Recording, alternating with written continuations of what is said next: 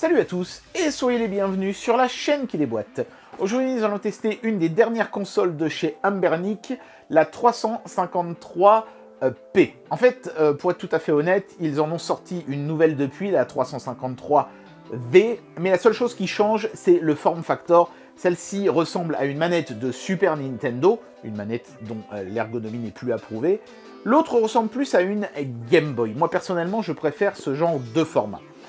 Mais sinon, à part ça, la puissance interne des deux machines est peu ou prou la même. Alors, qu'est-ce que vaut ce produit? Quelle est la particularité intéressante de cette machine par rapport aux précédentes? C'est parti pour le test. Et c'est parti pour le déboîtage de cette Anbernic RG353P. Alors attention, ce produit est disponible en deux coloris. D'ailleurs, vous voyez, c'est indiqué sur le côté de l'emballage ici. Vous avez un coloris comme ça qui évoque la manette de Super Nintendo américaine, avec les boutons mauves, et puis vous avez une version noire translucide qui évoque un petit peu plus l'univers de la Xbox, ce qui est un peu bizarre parce que ça reste néanmoins une manette aux formes de la Super Nintendo.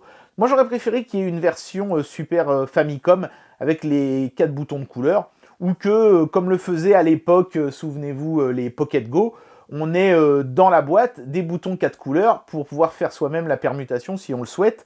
C'était une bonne idée ça, et là Anbernic ne le propose pas. Voilà, donc à moins que vous ayez des boutons pile poil de la bonne taille sous le coude, vous serez obligé de faire avec la version US qui est un petit peu moins sympatoche. La boîte elle est sympa dans le sens où on a un visuel, vous voyez, du produit sur les différentes faces comme ça. Bon, pourquoi pas, un petit blueprint ici avec les différentes fonctionnalités. La console qui est dans son petit sachet plastique, mais pas que. Regardez, il y a aussi un bloc de mousse qui protégera notamment l'écran. Ça, c'est vraiment très bien vu parce qu'il n'y a pas de film protégé écran dessus. Hop, ça, c'est très cool. Sous une cale de plastique, on a des petites chiffonnettes et, du coup, vous l'avez compris, un protège-écran en verre trempé qui est fourni. Ça, c'est vraiment super sympa. Et vous allez comprendre dans un instant pourquoi il y a ce verre trempé. Il y a un réel intérêt. Et on a une petite notice qui est un dépliant. Je ne suis pas très fan. Bon, c'est comme ça, voilà. Chinois et anglais de l'autre côté. Mais ce dépliant explique surtout un concept propre à cette console. C'est le dual boot. Donc voilà, comme vous pouvez le constater, on a le câble de recharge en USB type C, mais pas de power brick. Et en fait, oui, comme je le disais, cette machine est dual boot. Qu'est-ce que ça veut dire exactement? On va regarder ça de plus près. Alors, comme je le disais, cette machine se présente comme une manette de Super Nintendo, hein, et ça n'est pas sans rappeler une console qu'on avait déjà testée, la SN30, qui était de chez Pokidi, elle, je crois. Mais la comparaison s'arrête là. Hein. La console ici est quand même plus volumineuse, plus lourde, plus grande, globalement. Il y a 2 sticks analogiques et ces espèces de petits patins de caoutchouc à l'arrière qui permettent de poser d'ailleurs le truc sur une table et c'est stable, mais aussi d'avoir un grip sympathique à l'arrière avec les mains quand on tient le produit. Donc c'est vraiment pas mal. Il y a aussi plus de boutons, notamment ces 2 boutons ici, notamment celui-ci qui sert de hotkey, donc ça c'est vraiment très pratique. Et on peut voir 2 haut-parleurs qui sont bien situés ici sur le dessous et qui sont balèzes, mais surtout 2 cartes micro SD. De part et d'autre de la prise jack ici. Je vais vous expliquer dans un instant pourquoi ils ont mis ça. Sur le dessus, on a 2 prises USB type C, dont une qui permet de recharger la batterie et de se connecter à un ordinateur pour faire du transfert de contenu, et l'autre qui permet de brancher des accessoires, pourquoi pas une manette pour le joueur 2 ou des choses comme ça. Un bouton reset pour réinitialiser la console, une sortie vidéo HDMI en format mini HDMI si vous voulez brancher ça à votre télévision, mais je vous le déconseille parce que ça sort l'image en 16/9 et ça la déforme, puisqu'ici on est sur un écran 4 tiers, et un bouton de réglage du volume. Les gâchettes sont pas analogiques, mais par contre elles sont vraiment super confortables, c'est des boutons à membrane, et ça faisait longtemps que je n'avais pas vu d'aussi bonnes gâchettes sur un produit. Et vraiment, sa taille fait qu'on l'a bien en main, c'est vraiment très agréable, vous voyez, les doigts tombent naturellement sous les contrôles. C'est pour ça que je préfère, moi, ce form factor-là à un form factor type Game Boy. D'ailleurs, je peux vous montrer la reine des consoles verticales, hein, le fameux G-Pi Case de Retroflag, qui ressemble beaucoup à une Game Boy. Bon, c'est très bien, hein, c'est super sympa et tout, ça rappelle des bons souvenirs, Mais les boutons L et R sont toujours mal foutus sur ce genre de produit. Alors là, ils ont mis des micro-switch de part et d'autre de la languette de la trappe ici. Mais parfois, ils vous mettent des gâchettes qui dépassent un petit peu. Hein, c'est le cas de la RG modèle vertical. Mais de toute façon, les gâchettes sont l'une à côté de l'autre, au lieu d'être l'une au-dessus de l'autre ici. Et ça, c'est forcément beaucoup plus confortable. C'est pour ça que j'ai préféré vous montrer cette version-là de la console, plutôt que le modèle vertical que tout le monde vous montre en ce moment, parce que c'est le tout dernier qui vient de sortir. Et alors, quid de ces deux cartes SD?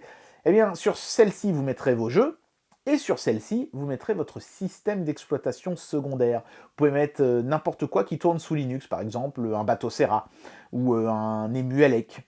Eux, ils ont fait leur propre OS pour cette machine qui est basée comme Batocera sur émulation station. Vous verrez que ça ressemble beaucoup. Mais si vous enlevez cette carte, en revanche, vous allez booter sur l'autre système de la machine qui est un système Android. On va en parler à la fin d'Android parce que c'est assez anecdotique la présence d'Android là-dessus, mais ça a beau être anecdotique, ça amène quand même un gros plus. Je vous en dirai plus tout à l'heure. Voilà, donc là je vous montre vraiment la console dans l'état exact où je l'ai reçue. Ici il y a une carte de 64 Go, mais sachez que la console est aussi vendue avec des cartes de 128 si vous êtes un petit peu plus gourmand ou si vous voulez changer plus facilement l'image jeu disponible, je vous suggère de prendre des cartes plus grandes.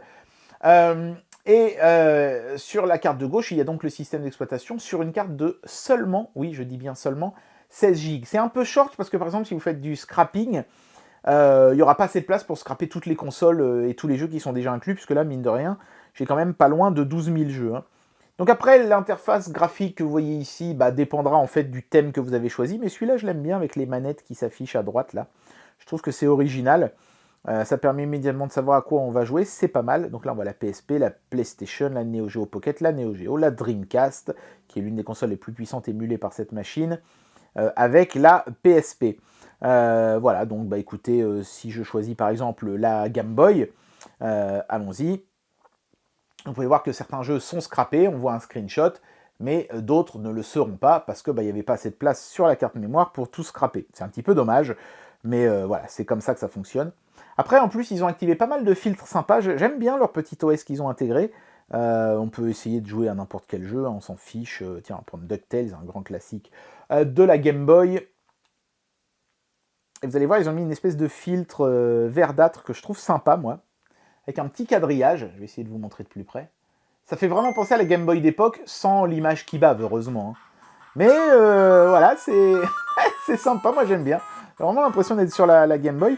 Et on peut faire en sorte que l'image ne soit pas déformée. On va couper parce que là, je vais me prendre un copyright claim. Donc, ce que je vais faire maintenant, c'est que je vais tout simplement essayer de faire tourner la Dreamcast et la PSP, les machines les plus puissantes sur cette machine, pour vous montrer comment ça tourne. Et ensuite, je vous parlerai de cette histoire de multiboot et d'Android. C'est parti. Alors, la Dreamcast, c'est magnifique, parce qu'on est dans la résolution native sur cette machine.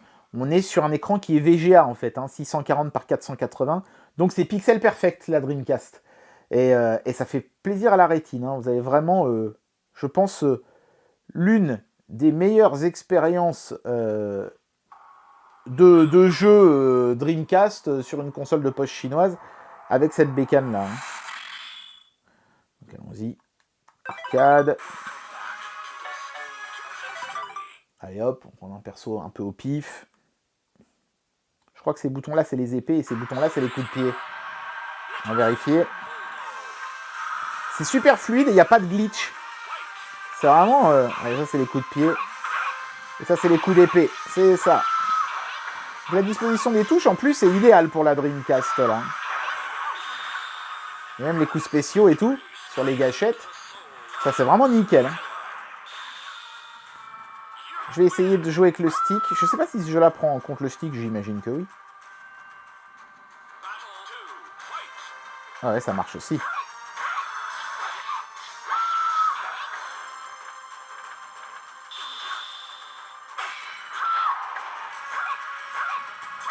Bon, évidemment, je pourrais jouer des heures à la Dreamcast, c'est une console que j'adore, mais je vais vous montrer aussi la PSP, c'est parti. Voilà, donc là j'ai mis un jeu PSP assez demandeur, c'est GTA Vice City, et vous voyez que c'est jouable, et le son est propre, mais on est à, je sais pas, peut-être 20 frames secondes, pas plus. Hein. Donc c'est pas d'une fluidité remarquable. Hein. Donc vous n'irez pas au-delà de la PSP confortablement sur cette machine-là. Vous pouvez essayer la GameCube si vous voulez, hein, mais ça marchera pas. Hein. Je pense que vous allez vous taper du 5 frames secondes et ce sera tout simplement injouable. Voilà, donc si vous espériez que cette machine allait vous permettre d'atteindre des nouveaux sommets en termes de performance, ce ne sera pas le cas. Cette machine cache son jeu ailleurs, en fait, dans la présence d'Android. Pourquoi c'est intéressant? On va en parler tout de suite. Voilà, donc quand on boot la console sans avoir mis de carte micro SD dans la fente de gauche, on débarque sur Android et on a accès à 32 Go de stockage intégré. Donc pas de panique, le fait de ne pas avoir de stockage ici ne sera pas un si gros problème, d'autant plus que vous avez encore le stockage qui se trouve à droite. Alors, on pourrait penser que l'intérêt d'Android, ça va être de pouvoir jouer aux jeux Android. Mais je vais doucher vos espoirs assez rapidement. Il n'y a pas le Play Store de préinstaller sur cette bécane. Alors vous pouvez suivre des tutos sur internet et essayer de l'installer vous-même, mais vous allez vraisemblablement avoir du mal si vous n'êtes pas déjà aguerri à ce genre de tutos. Notamment, il faut générer une clé, l'insérer sur un site Google. C'est pas aussi simple que juste d'installer quelques APK, attention. Mais c'est néanmoins possible. Hein. Et puis alors, on peut aussi installer les jeux avec des APK, mais évidemment dans ce cas-là, vous prenez le risque de vous retrouver avec des jeux qui ont été modés d'une manière un peu sale. Non, le vrai intérêt d'Android, finalement, c'est même pas ça. Le premier intérêt, je dirais que c'est certains émulateurs, comme par exemple Drastic, ici, préinstallé lui en revanche, qui sont meilleurs que leur version Linux, parce que comme vous venez de le constater, cette machine, vous voyez, elle a un écran tactile, donc Drastic prend en charge l'écran tactile, et comme les jeux DS étaient avec un écran tactile, c'est plus confortable, ça c'est indéniable. Mais autre chose de très intéressant, vous avez un navigateur web sur Android, vous pouvez surfer sur Internet, et ça forcément c'est un énorme avantage, parce que avec un navigateur web dans la bécane, vous pouvez par exemple aller télécharger des jeux supplémentaires, des ROM, de jeux, par exemple, il y a un homebrew que vous voulez absolument essayer, machin, forcément, comme c'est un homebrew, il n'est pas préinstallé dans la carte mémoire de droite. Vous pouvez aller le chercher, le stocker dans votre machine, rebooter à nouveau sous Linux et jouer à votre homebrew, qui sera visible directement dans la liste. Donc en fait, pour moi, c'est ça le gros avantage d'avoir Android dans cette machine, c'est que ça rend cette machine totalement autonome. Pour aller télécharger des nouveaux jeux, vous pouvez tout simplement passer par Android, utiliser un navigateur web que vous aurez installé sur Android et aller chercher tranquillement vos ROM, vos jeux additionnels, vos homebrew et tout, peut-être même des nouveaux corps pour l'émulateur ou des nouveaux thèmes très facilement et les mettre dans la carte mémoire de droite très facilement sans avoir besoin d'enlever la carte, d'aller sur un ordinateur et de faire toutes ces opérations qu'on faisait avant avec un PC. Là, vous pouvez les faire directement depuis la console. Et c'est pour ça, je pense, qu'Android est intéressant sur cette machine. Eh bien voilà, j'en arrive à la conclusion de cette vidéo et je vais vous donner mon avis sur ce produit. Ambernic ne va pas révolutionner la console de poche chinoise avec ce produit, hein, et je pense que c'était pas leurs ambitions. Ils n'ont pas mis là-dedans une puce dernier cri capable de faire tourner les consoles les plus récentes en full speed. Ils sont restés sur quelque chose en termes de perf, somme toute assez dans la moyenne du marché. Mais c'est la présence d'Android qui est clairement un gros plus. Le fait d'avoir un système d'exploitation qui permet d'aller sur Internet, de gérer ses fichiers, etc., directement depuis l'écran de la console, rend complètement non nécessaire la nécessité d'avoir un ordinateur à portée de main. Vous pouvez aller chercher des jeux supplémentaires, des thèmes ou je ne sais quoi d'autre, des homebrew, des choses comme ça, voire même des cordes d'émulation, j'imagine que c'est possible, directement depuis Android et aller les stocker sur la carte qui sera ensuite accessible à Linux. Et hop, sans avoir besoin d'autre chose que la machine en elle-même, vous pouvez gérer votre collection de jeux directement depuis la bécane. C'est vraiment, pour moi, le gros plus.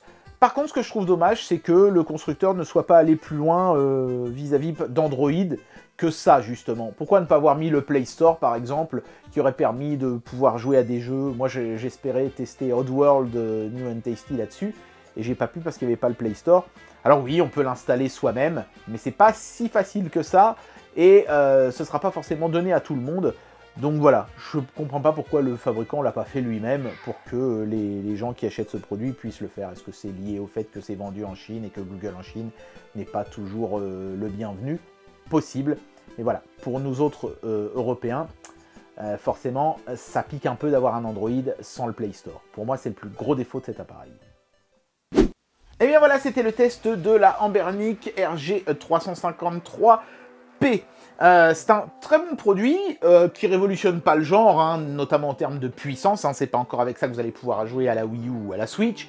Mais en tout cas, l'adjonction d'Android est quand même une idée intéressante qui méritait effectivement d'être creusée. J'espère que cette vidéo vous aura plu. Et moi, je vous dis à très bientôt pour un prochain test. Allez, tchuss!